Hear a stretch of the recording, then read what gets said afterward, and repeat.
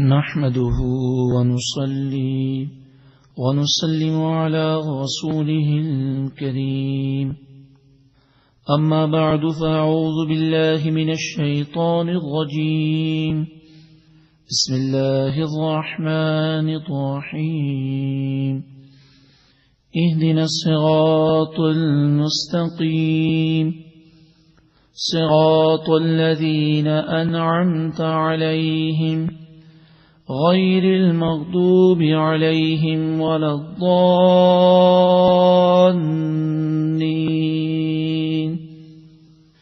صدق الله العلي العظيم وصدق رسوله النبي الكريم. عقیدت اور محبت کے ساتھ عقید و جہاں صلی اللہ علیہ وسلم پر درود و سلام پڑھیے. اللهم صل على سيدنا ومولانا محمد وعلى آل سيدنا ومولانا محمد وبارك وسلم صلاة وسلاما عليك يا سيدي يا سيدي يا سيدي يا مكي يا مدني يا رسول الله.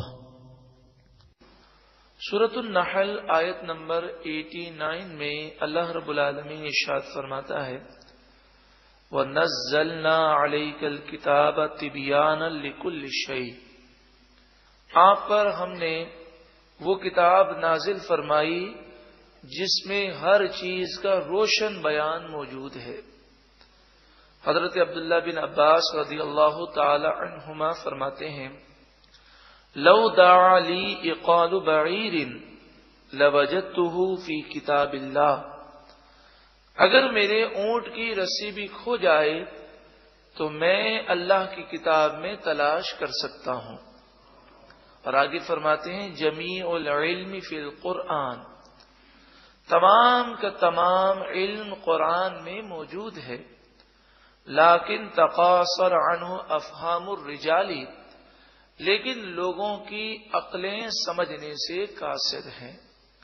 قرآن مجید فرقان حمید وہ واحد آسمانی کتاب ہے جس کی حفاظت کا ذمہ رب العالمین نے خود لیا. سورہ ہجر آیت نمبر 9 انا نحن نزلنا الذکر وانا لہ لحافظون، بے شک اس قرآن کو ہم نے نازل کیا اور ہم ہی اس کی حفاظت کریں گے. قرآن مجید فرقان حمید وہ پیاری کتاب ہے جس میں ظاہری باطنی جسمانی روحانی تمام بیماریوں کی شفا موجود ہے.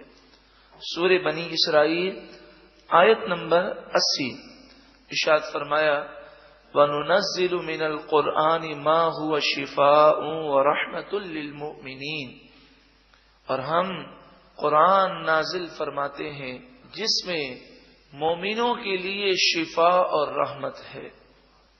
حضرت عبداللہ بن عمر رضی اللہ تعالی عنہما سے مروی ہے نبی کریم صلی اللہ علیہ وآلہ وسلم نے ارشاد فرمایا ان هذه القلوب تصدع كما يصدع الحديد اذا اصابه الماء.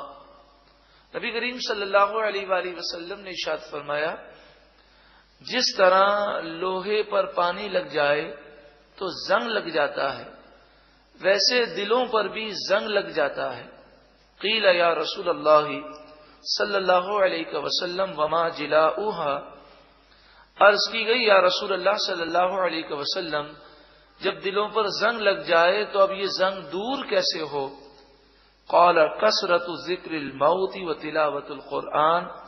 عقید جہاں صلی اللہ علیہ وآلہ وسلم نے ارشاد فرمایا موت کو کثرت سے یاد کیا جائے اور قرآن پاک کی تلاوت کی جائے، اس کی برکت سے دلوں کے زنگ دور ہو جاتے ہیں.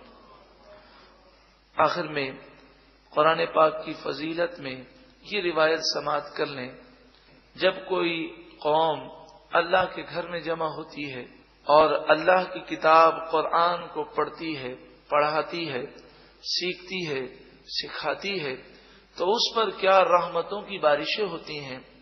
مسلم اور ابو داؤد شریف میں روایت ہے حضرت ابو ہریرہ رضی اللہ تعالی عنہ سے مروی ہے، نبی کریم صلی اللہ علیہ وآلہ وسلم نے ارشاد فرمایا، مجتمع قوم فی بیت من بیوت اللہ، جب کچھ لوگ اللہ کے گھروں میں سے کسی گھر میں جمع ہوتے ہیں، یعنی مسجد میں آتے ہیں، یتلون کتاب اللہ، اور وہ اللہ کی کتاب قرآن کی تلاوت کرتے ہیں، وَيَتَدَارَسُونَهُ بَيْنَهُمْ، اور آپس میں ایک دوسرے کو سیکھتے سکھاتے ہیں۔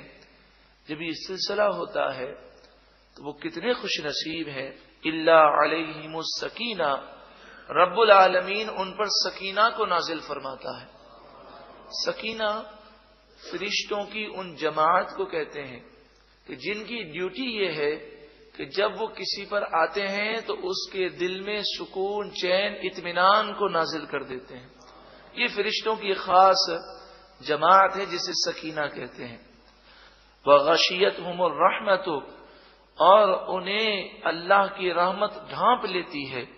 وحفتہم الملائکہ، اور اے قرآن کی محبت میں جمع ہونے والوں، خوش ہو جائیے کہ رسول اللہ صلی اللہ علیہ وآلہ وسلم نے ارشاد فرمایا کہ زمین و آسمان ہل سکتے ہیں، میرے محبوب کا فرمان غلط نہیں ہو سکتا۔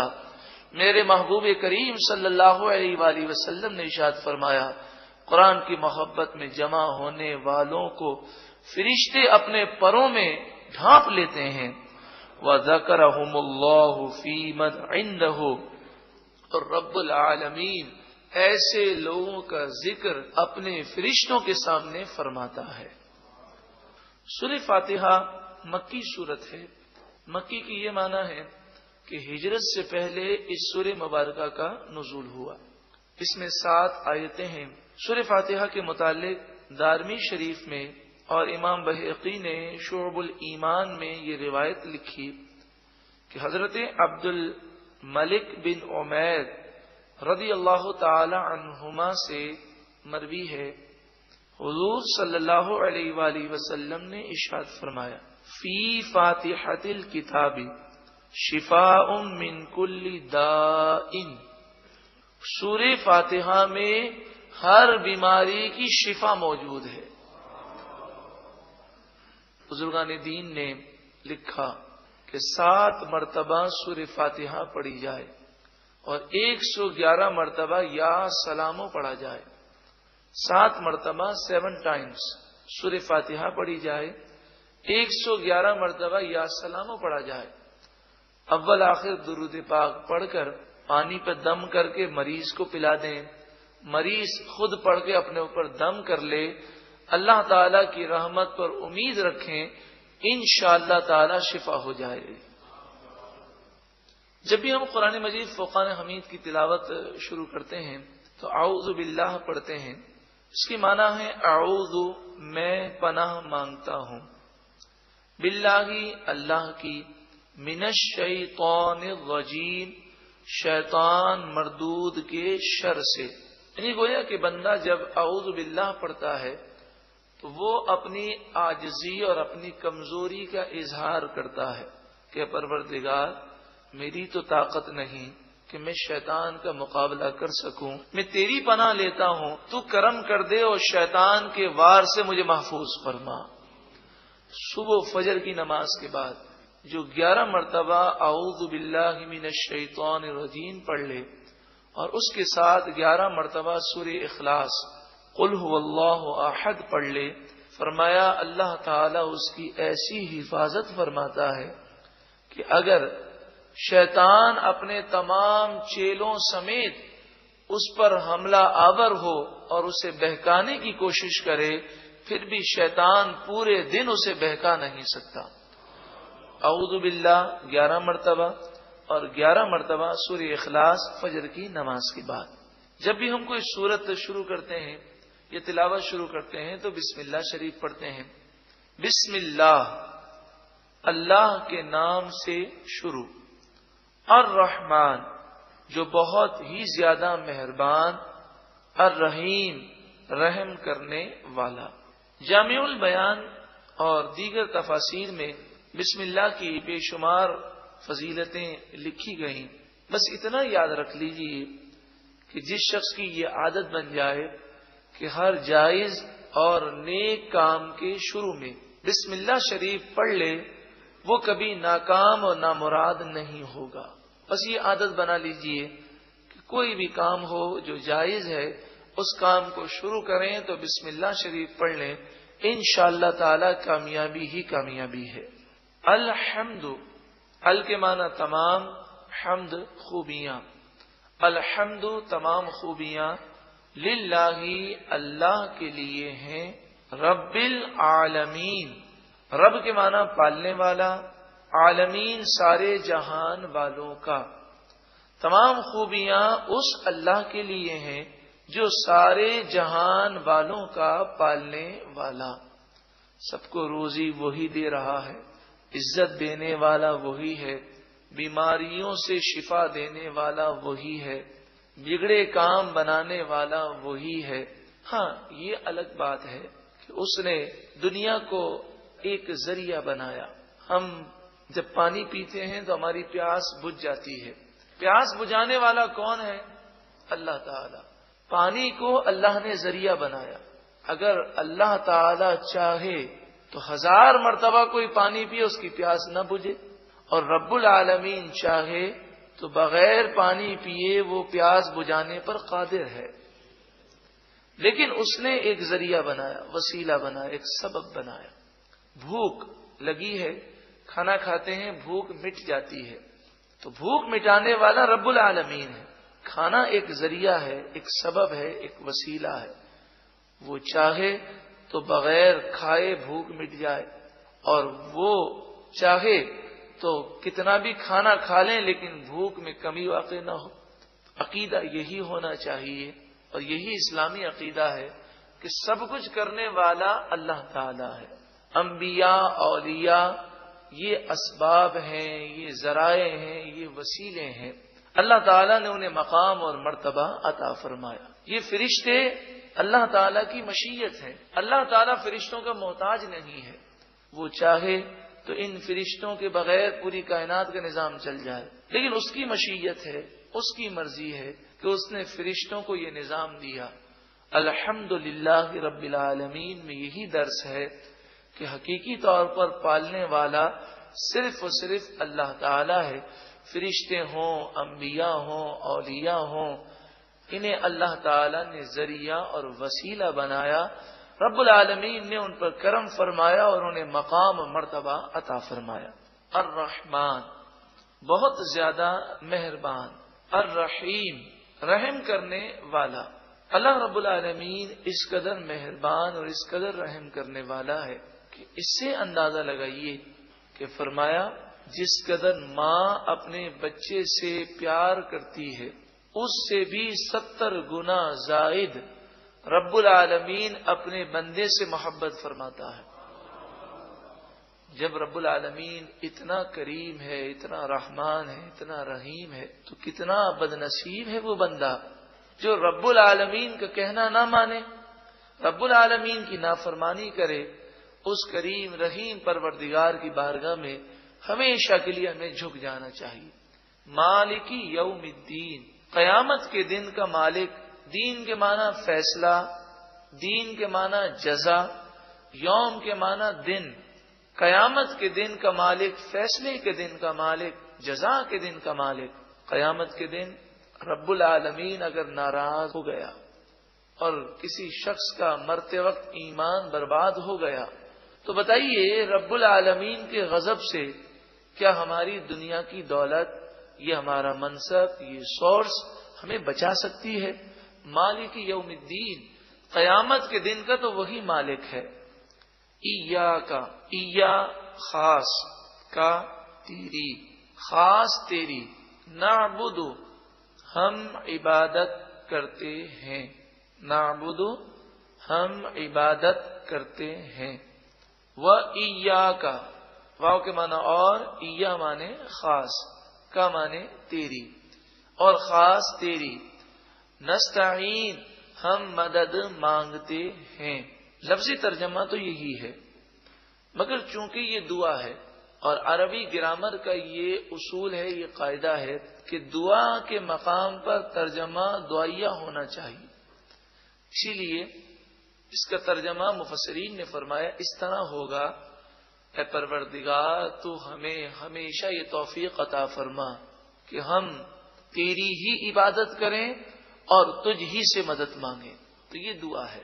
جہاں پر سوال یہ ہے کہ ایاکا قرآن میں اس آیت میں 2 مرتبہ ہے. اگر عربی گرامر جو جانتا ہو وہ اس بات کو جانتا ہے کہ 2 مرتبہ ایاکا کی حاجت نہیں. ایک دفعہ اگر ایاکا آ جائے تو وہ وہی معنی دے گا جو 2 مرتبہ ایاکا دیتا ہے. قرآن مجید فرقان حمید میں کسی بھی لفظ کی تکرار فضول نہیں ہے، اس کی حکمتیں ہیں. اس کی کیا وجہ ہے؟ مفسرین نے فرمایا اس کی وجہ یہ ہے کہ عبادت اور مدد مانگنے کو الگ الگ کرنا مقصود ہے. عبادت تو صرف اللہ ہی کی جا سکتی ہے. اللہ کے سوا کسی اور کی عبادت کرنا یا پوجا کرنا یہ شرک ہے. لیکن جہاں تک مدد کا تعلق ہے، مدد میں یہ ہے کہ حقیقی مددگار تو صرف و صرف اللہ تعالی ہے. لیکن انسان اگر اپنی زندگی کو دیکھے تو اس کی زندگی مخلوق کی مدد کے بغیر کامل اور مکمل نہیں ہوتی. ماں باپ کی مدد کی ضرورت ہے، لوگوں کی مدد کی ضرورت ہے، دوستوں کی مدد کی ضرورت ہے. بلکہ علم جو ہے وہ استاد کی مدد سے حاصل کیا جاتا ہے. اور پھر اللہ تعالیٰ نے انبیاء، اولیاء اور فرشتوں کو بھی مقام عطا فرمایا. تو مدد میں عقیدہ یہ ہے حقیقی مددگار صرف اللہ تعالیٰ ہے، اور باقی جو بھی مدد کرے گا، چاہے فرشتہ کرے، چاہے نبی کریں، چاہے ولی کریں، چاہے عام مخلوق کو جو تھوڑا بہت مدد کرنے کا اختیار ہے، حقیقی مددگار اللہ ہی ہے. اور یہ تمام ذرائع اور وسائل اور اسباب ہیں. رب العالمین نے انبیاء، اولیاء اور فرشتوں کو مقام و مرتبہ عطا فرمایا. اس مضمون کو اگر دیکھنا چاہیں تو سورہ تحریم آیت نمبر 4، فَإِنَّ اللَّهَ هُوَ مَوْلَاهُ، پس بے شک اللہ ان کا مددگار ہے. وَجِبْرِيلُ، اور جبریل مددگار ہیں. وَصَالِحُ الْمُؤْمِنِينَ، اور نیک مومن، صالح مومن مددگار ہیں. اس آیت کریمہ میں اللہ بھی مددگار ہے، جبریل بھی مددگار ہیں، صالح مومنین بھی مددگار ہیں. تو اللہ کا مددگار ہونا حقیقی ہے. جبریل اور صالح مومنین کا مددگار ہونا اللہ کی عطا سے ہے. اللہ نے انہیں مقام و مرتبہ دیا. سورۃ المائدہ آیت نمبر 55، انما ولیکم اللہ ورسولہ والذین آمنوا، تمہارا مددگار اللہ ہے اور اس کے رسول ہیں اور مومنین تمہارے مددگار ہیں. اب دیکھیں سورۃ المائدہ کی آیت نمبر 55 میں یہ فرمایا گیا کہ اللہ تمہارا مددگار ہے، اس کے رسول تمہارے مددگار ہیں اور نیک مومنین تمہارے مددگار ہیں. تو اس آیت کا مفہوم یہی ہے، حقیقی مددگار صرف اور صرف کون ہے؟ اللہ. اور رسول اللہ صلی اللہ علیہ وآلہ وسلم اور مومنین مددگار ہیں اللہ کی عطا سے. اس مضمون کو اگر آپ سمجھنا چاہیں تو کیسٹ کا نام ہے شرک کی حقیقت. یہ کیسٹ آپ باہر شریعت مسجد سے حاصل کر لیجئے، شرک کی حقیقت. اور اگر آپ کتاب پڑھنا چاہیں تو معیار ہدایت، یہ کتاب حاصل کر لیجئے، اس کا مطالعہ کیجئے. اہدی، تو چلا. اہدی کے 2 معنی ہیں، تو دکھا، تو چلا. جب ایک مومن قرآن کے راستے کو دیکھ چکا تو اب وہ جب یہ دعا پڑھے گا تو اس کے معنی ہے پروردگار اس صراط مستقیم کو ہم دیکھ تو چکے، اب ہمیں اس پر چلنے اور ثابت قدمی کی بھی توفیق عطا فرما. اہدی، چلا، نا ہمیں، الصراط، راستہ، المستقیم، سیدھا، تو ہمیں سیدھے راستے پر چلا. آمین کہیے. اے اللہ تو ہمیں سیدھے راستے پر چلا. اب سیدھے راستے کا تعین قرآن مجید فرقان حمید نے خود کیا. یہ بھی کہا جا سکتا تھا کہ سیدھا راستہ وہ راستہ ہے جو قرآن کا راستہ ہے، سیدھا راستہ وہ راستہ ہے جو حدیث کا راستہ ہے.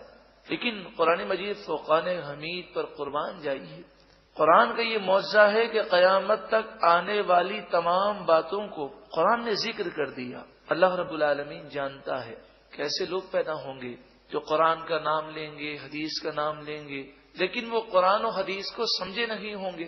قادیانی ہیں تو وہ بھی یہی کہتے ہیں ہم قرآن کو مانتے ہیں، قرآن کا نام لیتے ہیں۔ حدیث کا انکار کرنے والے ہیں تو وہ بھی اپنے آپ کو اہل قرآن کہتے ہیں اور کہتے ہیں ہم تو قرآن کو ماننے والے ہیں۔ تو قرآن مجید فقہان حمید نے سیدھے راستے کا تعین کر دیا، فرمایا صراط الذین انعمت، سیدھا راستہ ان لوگوں کا راستہ، انعمت انعام کیا اے پروردگار تو نے، علیہم جن پر، یعنی جن اللہ کے نیک بندوں پر انعام کیا گیا، ان نیک بندوں کے راستے پر چلنے کی پروردگار ہمیں توفیق عطا فرما۔ اب وہ نیک بندے قرآن و حدیث کو صحیح سمجھے ہیں، وہ نیک بندے قرآن و حدیث کو سمجھنے میں کامیاب ہوئے ہیں، وہ کون ہیں؟ وہ صحابہ ہیں، وہ صالحین ہیں، وہ شہداء ہیں، وہ انبیاء ہیں۔ سورہ نساء آیت نمبر 69 میں انعام یافتہ لوگوں کی تفسیر بیان کی گئی، اور سب سے پاورفل تفسیر یہی ہے کہ قرآن کی تفسیر قرآن بیان کرے۔ وَمَن يُطِعِ اللَّهَ وَالرَّسُولَ، اور جو اللہ اور اس کے رسول کی اطاعت کرے، فَأُولَئِكَ مَعَ الَّذِينَ أَنْعَمَ اللَّهُ عَلَيْهِمْ، تو یہ وہ لوگ ہیں کہ ان لوگوں کے ساتھ جنت میں ہوں گے جن پر اللہ نے انعام فرمایا۔ وہ کون لوگ ہیں؟ من النبیین، انعام یافتہ لوگ انبیاء ہیں، والصدیقین اور صدیقین ہیں، والشہداء اور شہداء ہیں، والصالحین اور نیک صالح لوگ ہیں۔ اب آپ دیکھیں نبی کریم صلی اللہ علیہ وآلہ وسلم کے صحابہ کرام کا عمل دیکھیں۔ البدایہ والنہایہ، 6 جلد، صفحہ نمبر 24، ابن کثیر یہ بات لکھتے ہیں، جن کا سن انتقال 774 ہجری ہے، آج سے تقریباً 700 سال قبل آپ نے یہ کتاب لکھی۔ الکامل فی التاریخ، 2 جلد، صفحہ نمبر 246، ابن اسیر لکھتے ہیں، جن کا سن وصال 630 ہجری ہے۔ الکامل فی التاریخ آپ نے تقریباً 800 سال قبل لکھی تھی۔ یہ دونوں کتابیں اس وقت پورے عالم اسلام میں بڑی مشہور و معروف ہیں۔ اس پر لکھتے ہیں مسیلمہ کذاب سے صحابہ کرام نے جب جہاد کیا اور مسیلمہ کذاب کے ساتھ 60,000 کا لشکر تھا، مسلمانوں کی تعداد بہت کم تھی، اور ایک وقت وہ آیا کہ محسوس ہوتا تھا کہ اب شکست کھا جائیں گے۔ اس موقع پر حضرت خالد بن ولید رضی اللہ تعالیٰ عنہ سپہ سالار ہیں، صدیق اکبر کا دور خلافت ہے، حضور کے وصال کے بعد کا واقعہ ہے، اور مدینے سے سینکڑوں میل دور پر ہیں، فاصلے پر ہیں۔ اس جنگ کا نام ہے جنگ یمامہ۔ جب مشکل آئی اور صحابہ کرام کو شکست محسوس ہونے لگی، ابن کثیر بھی یہ بات لکھتے ہیں اور علامہ ابن اسیر بھی یہ بات لکھتے ہیں، کان شعارہم یومئذ یا محمدا، اس وقت صحابہ کرام نے رسول اللہ صلی اللہ علیہ وآلہ وسلم کو مدد کے لیے پکارا اور ان کی شکست فتح میں تبدیل ہو گئی۔ صراط الذین انعمت علیہم، جن لوگوں پر اے پروردگار تو نے انعام کیا ان کے راستے پر چلنے کی توفیق عطا فرما۔ تو صحابہ کرام کا اگر عمل دیکھنا چاہیں، حضور سے انہیں کیا محبت تھی، وہ حضور کی کیسے تعظیم کرتے تھے، تو آپ یہ کتاب کا نام نوٹ کر لیں، ذکر جمیل، حضرت علامہ مولانا شفیع اوکاڑوی رحمت اللہ تعالی علیہ کی کتاب ہے ذکر جمیل۔ صحابہ کرام کی محبت کا بھی ذکر ہے اور حضور کے معجزات کا بھی ذکر ہے، حضور کی شان بھی ہے، حضور کی طاقت جو اللہ نے آپ کو عطا فرمائی اس کا ذکر بھی ہے۔ اور مختصر پڑھنا چاہیں تو منہ مبارک شریف کی برکتیں، اس عنوان سے آپ کتاب حاصل کر لیجئے۔ مفتی غلام غوث بغدادی دامت برکاتہم العالیہ کی لکھی ہوئی تالیف ہے۔ اس میں صحابہ کرام کو تبرکات سے جو عقیدت تھی اور خصوصاً حضور صلی اللہ علیہ وآلہ وسلم کے منہ مبارک سے اس عقیدت کا بیان ہے۔ اللہ تعالی ہمیں بھی صحابہ کرام کے نقش قدم پر چلتے ہوئے حضور اقدس صلی اللہ علیہ وآلہ وسلم کی تعظیم و توقیر کرنے کی توفیق عطا فرمائے۔ غیر المغضوب علیہم، غیر کے معنی نہ، مغضوب غضب کیا گیا، علیہم جن پر، واو کے معنی اور، لا معنی نہ، ضالین گمراہ۔ اب اس آیت کا مفہوم یہ ہے، اے پروردگار تو ہمیں ان لوگوں کے راستے پر چلا جن پر تو نے اپنا فضل فرمایا، اور ان لوگوں کے راستے پر چلنے سے محفوظ فرما جن پر غضب کیا گیا، اور جو گمراہ ہوئے ان کے راستے سے پروردگار ہم سب کو محفوظ فرما۔ اس کے آخر میں ہم کہتے ہیں آمین۔ آمین کے معنی ہے الہی قبول فرما، الہی ایسا ہی کر۔ حدیث پاک میں ہے کہ جب بندہ آمین کہتا ہے تو آمین کی برکتوں سے اللہ تعالیٰ اس کی آفات و بلیات کو دور فرما دیتا ہے۔ آئیے سورہ فاتحہ ہر رکعت میں پڑھی جاتی ہے، اس لیے اس کا ترجمہ ایک مرتبہ ہم مل کے پڑھ لیتے ہیں تاکہ نماز کے دوران جب ہم اس سورت کو پڑھیں تو یہ ترجمہ ہمارے ذہنوں میں رہے۔ بسم اللہ، اللہ کے نام سے شروع، الرحمن جو بہت زیادہ رحم کرنے والا، الرحیم مہربان، الحمد تمام خوبیاں، للہ اللہ ہی کے لیے ہیں، رب العالمین جو سارے جہان والوں کا پالنے والا، الرحمن بہت ہی زیادہ رحم کرنے والا، الرحیم بہت مہربان، مالک یوم الدین قیامت کے دن کا مالک، ایاک خاص تیری، نعبد ہم عبادت کریں، و ایاک اور خاص تیری، نستعین ہم مدد مانگیں، اہدی تو چلا، نا ہمیں، الصراط المستقیم سیدھے راستے پر، صراط الذین راستہ ان لوگوں کا، انعمت انعام کیا تو نے، علیہم جن پر، غیر المغضوب علیہم نہ ان لوگوں کا غضب کیا گیا جن پر، ولا الضالین اور نہ ہی گمراہوں کا، آمین الہی قبول فرما۔